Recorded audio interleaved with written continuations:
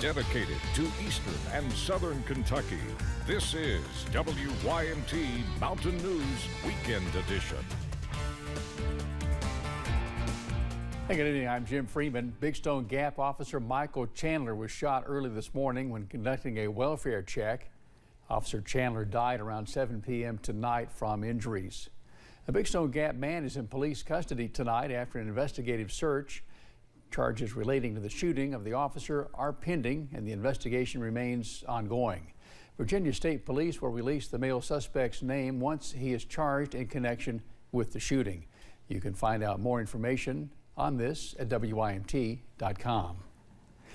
And the ongoing pandemic, many people are focusing more on work-from-home jobs. The Federal Trade Commission tells our national investigative team scammers know this and post the perfect job opportunity. Investigate TV's Sandra Jones tells us why you need to be careful looking for jobs in this consumer crackdown. The Federal Trade Commission is tracking work-from-home job scams. Now, these bogus companies claim you can be your own boss and set your own hours, all while making a lot of money in a short amount of time. But when you respond, scammers try to get your personal information or your money.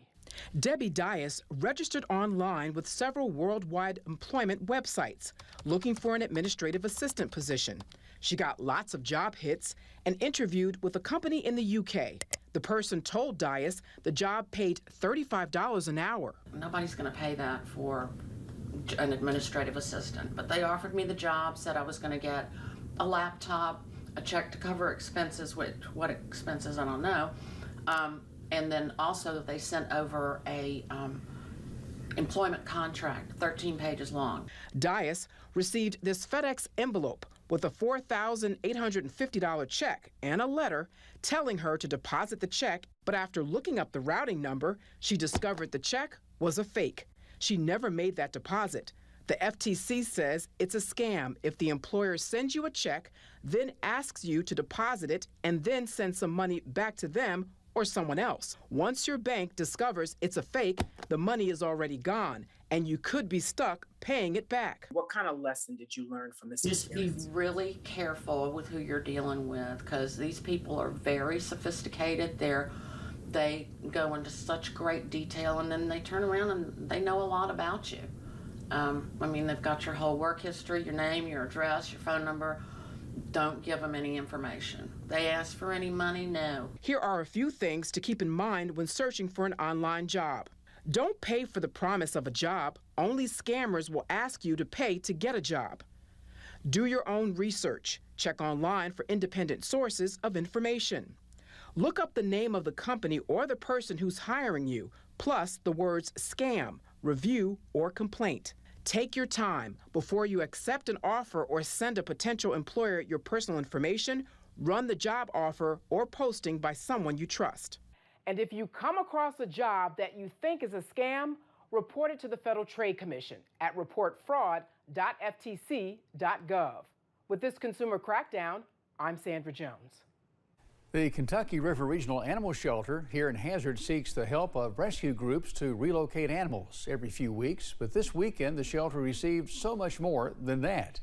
Rescue Outreach, a nonprofit organization from Wisconsin, traveled to Hazard to help the Kentucky River Regional Animal Shelter by fixing kennels, donating food, and to help shelter staff and tend to animals. Feels great. It's like a soul good kind of thing. It's something that when you give your time and your energy to something that you're really not going to get anything out of, you get a lot back in your heart, your soul. This. Kentucky River Regional Animal Shelter staff member Minnie Osley says Rescue Outreach's partnership with them is like a breath of fresh air. Community members in Knott County hosted a Finest Crafters Bazaar yesterday. Held at the Holly Hills Mini Mall at the Holly Hills Shopping Center. Event organizers say they had a great turnout. Tourism Commission Vice Chair Danny Lafferty says it's important for people to attend these types of events given the uniqueness of what is being sold. They've got their own techniques, their own ways. It's an art form.